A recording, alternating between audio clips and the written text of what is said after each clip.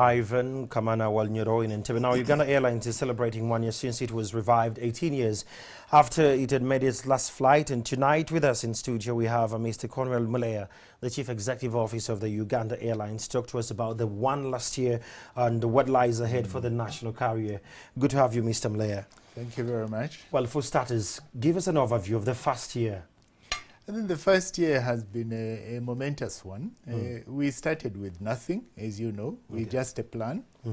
And we have taken the plan from paper, we have acquired aircraft, brought in systems, established premises for working premises, we have got aircraft.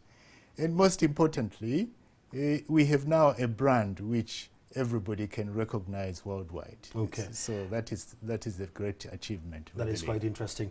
Let's look at the projected growth earlier on before COVID-19. How has COVID-19 affected the operations of the airline and the projections you had earlier made? Yeah, the first year we were on course to establish at least 18 regional routes, which we wanted to cut across Africa to connect Uganda.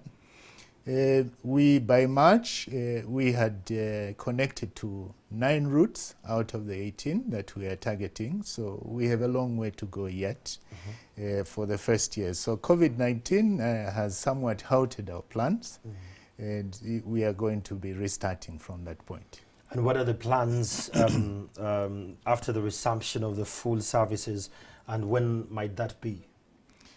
In terms of when it might be, it depends when the airports are and markets are open worldwide. Okay. In addition to what we are seeing as a problem in terms of transmissions, the industry itself is in crisis. So it requires funding, it requires support, it requires coordination in terms of the new processes that we are looking at. And the main challenge is, even if we are able to mount the flights, we can start flying tomorrow. But will the passengers be there? Will they be comfortable to fly? And what new regulations have come across all the airports in terms of the testing for clients who come through the airports? Is it going to be done only on arrival or on departure or on both?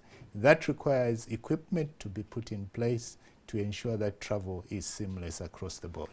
We are very excited to have Uganda Airlines. Ugandans watching these from the Middle East or Dubai or Kuwait, they've had challenges of late with regards to repatriation flights back. Many of them were complaining online that the tickets were quite expensive. In relation to where we're seeing the aviation going in the region, are we looking at better rates for citizens or residents? I think we are dealing with a very unique situation, which we have not seen before anywhere. The issue is there are additional costs in terms of the restrictions during this period. We have unprecedented airport costs which we have to pay. We have health risks that we have to mitigate. So that's why the repatriation tickets have been somewhat a little bit more expensive. And also, in addition to that, it is only one way. For example, when we go to repatriate people from South Africa, we are not allowed to put people on board to go to South Africa.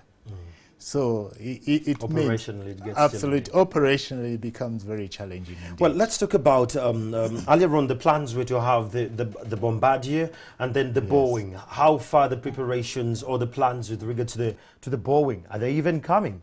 Yes, indeed. The Bombardier is the core, as you know. It's the core fleet, and people have enjoyed it. It's an aircraft that flies well and suited to regional travel. Airbus.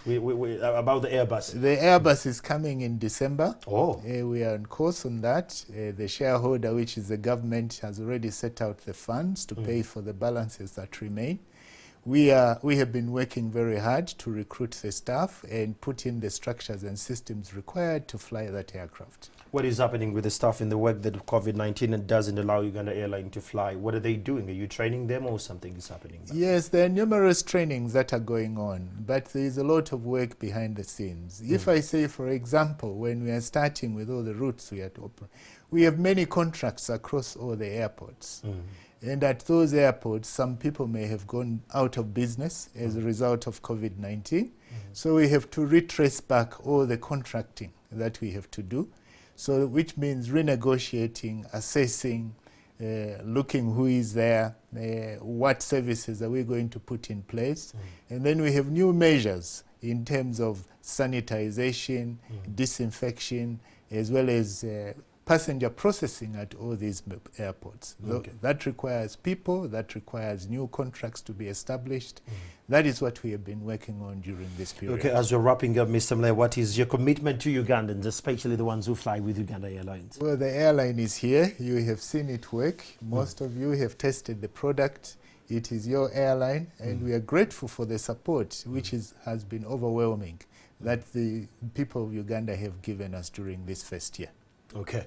Well, that is Mr. Cornwell Muleya, who happens to be the Chief Executive Officer of the Uganda Airline. Sooner or later, we will be hitting again the skies and we'll be flying. Now, take us for a break and we'll be back shortly.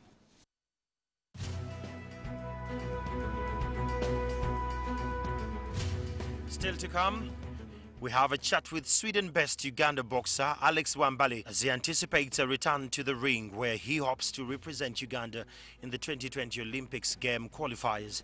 And TV Weekend Edition continues shortly.